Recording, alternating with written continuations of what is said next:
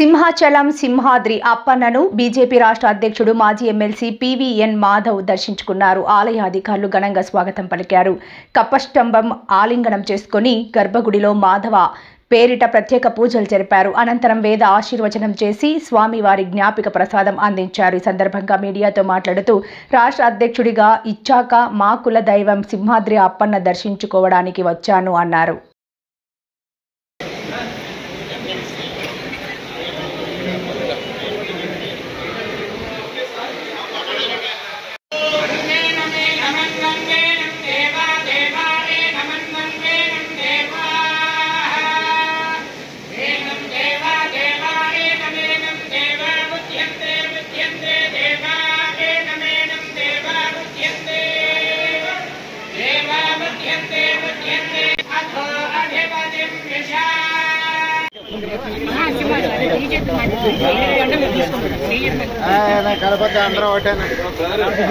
అంటే ఏదో చిన్న భగవంతుడు అదే అవకాశం ఇవ్వాలని నేను అనుకున్నాను.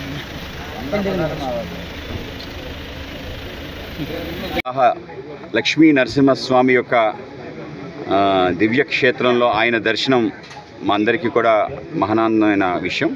ఆయన యొక్క కృపా కటాక్ష వీక్షణాల కారణంగానే మొత్తం యావత్ దేశము మన ప్రాంతం కూడా ఆ విధంగానే ముందుకెళ్ళింది. సింహగిరిపై విరాజులైన వరాహ లక్ష్మీ నరసింహస్వామి యొక్క ఆశీస్సులు పొందడానికి నేను రావటం జరిగింది.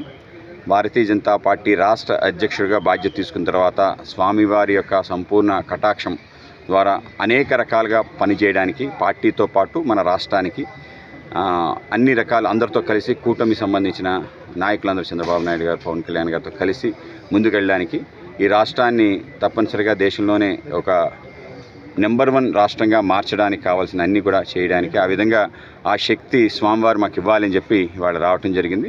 ఆ విధంగా మా అందరి భాగ్యం.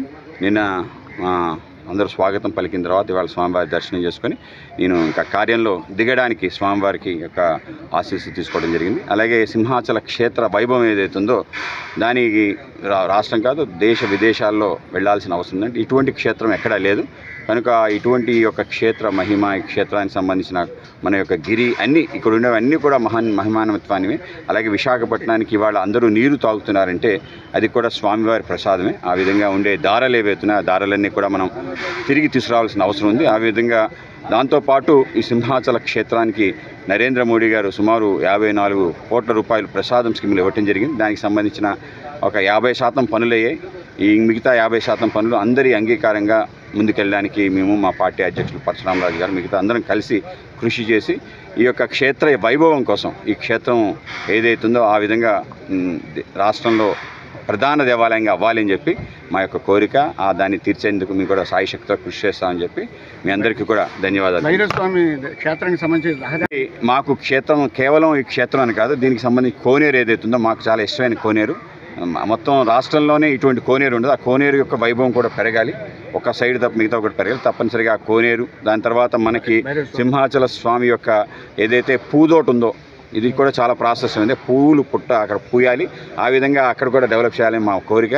అలాగే గోశాల, మనకి కోడెద్దులు దానం చేసే ఒక గొప్ప సంస్కృతి మన ప్రాంతంలో ఉంది. కనుక ఏవైతే స్వామివారికి సమర్పణ చేసిన ఆవుల యొక్క క్షేమానికి దానికి సంబంధించి అనేక కష్టాలని వాటిని కూడా తీర్చి, అలాగే మన నక్షత్రవనం ఈ ప్రాంతం ఒక అభయారణ్యం లాంటిది. కనుక ఈ అరణ్యాన్ని కూడా ఆ విధంగా కాపాడటం. అలాగే మన స్వామివారికి అత్యంత ముఖ్యం భైరవ స్వామి, మన కాలభైరవ స్వామి యొక్క భైరవ స్వామి యొక్క ఏదైతే రోడ్డు ఉందో దానికి ఇప్పటికే మా జిల్లా అధ్యక్షులు పరశురామరాజు గారు ఒక కార్యక్రమం చేయడం జరిగింది.